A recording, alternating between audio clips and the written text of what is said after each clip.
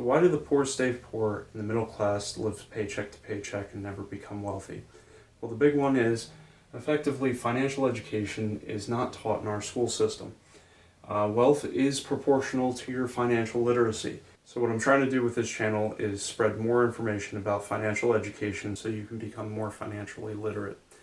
When you do that, you make better financial choices, which better both you as well as your family and your community. Every one of us has a different viewpoint, a different habit, culture of our community. We have different ideas of, is school good, is school not good, work ethic, should you get married, is it okay to take government assistance and that sort of thing. So an example here would be, if you live next to a bunch of investors, entrepreneurs, people like that, what you're going to find is people are making money based on results.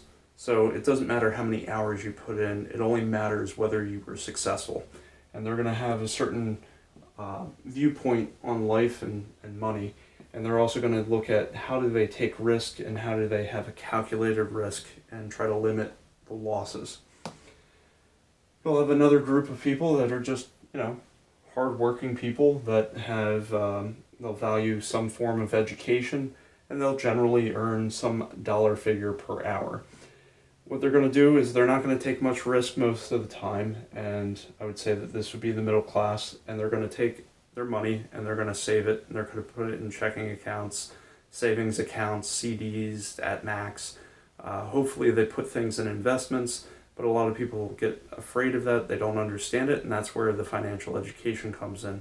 Because even if you have a low income or a moderate income, you can become a millionaire by the time you retire if you understand how to invest money. So I teach that as well. The next group will say, people here will look at, food stamps, disability, Social Security, Medicaid, Medicare. They may drop out of school. They're going to rely heavily on government money.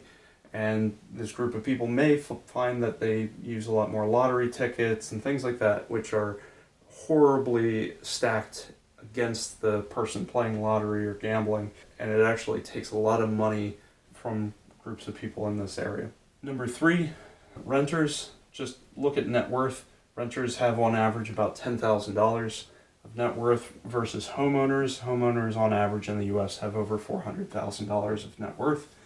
Most of that's tied up in the property, but also when you own a home, you have to plan for maintenance. So a roof might be $15,000, your furnace and AC might be $10,000. So you need to have that money available to make those repairs. You cannot save yourself to become rich. So that's why even hardworking people value education. They work their entire life. If you put away $500 a month for 40 years of working, one person puts it in a savings account. Let's say after inflation, you're looking at zero, if at best. A lot of times you're at negative real rates of return. They would have $240,000, so a little bit less than $250,000. If that same money was invested over that time period and just got a 7% annualized rate of return after inflation, that person in real dollars, like the value today, would be $1.2 million. So just going from being that safe savings person to taking more of a calculated risk, same income, that $500 a month, $1.2 million versus $240,000. So it's an extra $1 million by the time the person retires, and that money keeps accruing into retirement as well, and then could be given to the next generation.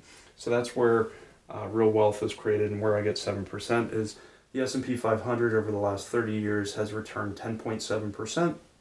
If you take away the inflation rate, let's just call it about 7%. So that's where you get an annualized rate of return. That's a real rate of return post-inflation of about 7%. And like anything else, all investments carry risk. They can lose value, and past performance does not guarantee future performance. 4, it's really our mindset, growth versus fixed mindset. If someone is to continue with their education, if someone has an advanced degree versus just high school, they earn an extra $1.5 million over the course of their career. And when I talk about growth, Somebody that has a growth mindset would continue to educate themselves even post high school, post college, post graduate school, whatever it might be.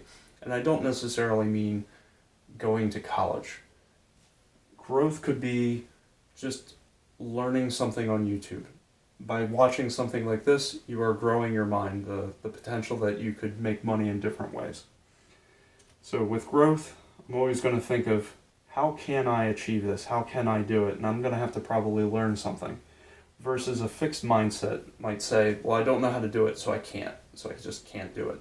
And that's really hard to get yourself out of. I know when I was younger, my family always said, oh, we can't afford this, we can't do that, we can't buy this, we can't, whatever it might be. And as I grew up, I got a lot of great mentors and started asking, how can I do this? And I would come up with all different ways of thinking so that there were multiple options and multiple ways to get around whatever it was to make more money, to invest, whatever it might be. 5, there's negative beliefs that people carry around about money. You'll hear money is the root of all evil, all kinds of stuff, or rich people are horrible, whatever. Just realize that money is a tool, just like a hammer or shovel or whatever. It just helps you to do something else. If you're a good person, you can do great things with tools. If you're a horrible person, you can do horrible things with whatever tools you have. You got to get away from a negative belief if that's you, because if you hate something, you will avoid what you hate. And if you hate it, you'll never become it. So you'll hear a lot of people blame the rich for all kinds of problems. And if doing so, they're basically never going to become rich. Number 6, if you have no plan, you have no budget, if you've ever heard the phrase, failing to plan is planning to fail. You don't know which direction you're going. It's like getting in your car, just you have no plan or no route in mind of when you get in your car, which way are you going? You're not going to get to a destination that you would want to go to. You're going to end up somewhere, but it's not necessarily the place that you really wanted to be. Think of what you really want in life, and you basically have to do that over a long duration, and you can become wealthy. Well, thank you for watching. Please subscribe if you want to become more financially educated. This is a channel for you. I'll show you how to make more money, how to save, and how to invest. Thank you for watching, and have a great day.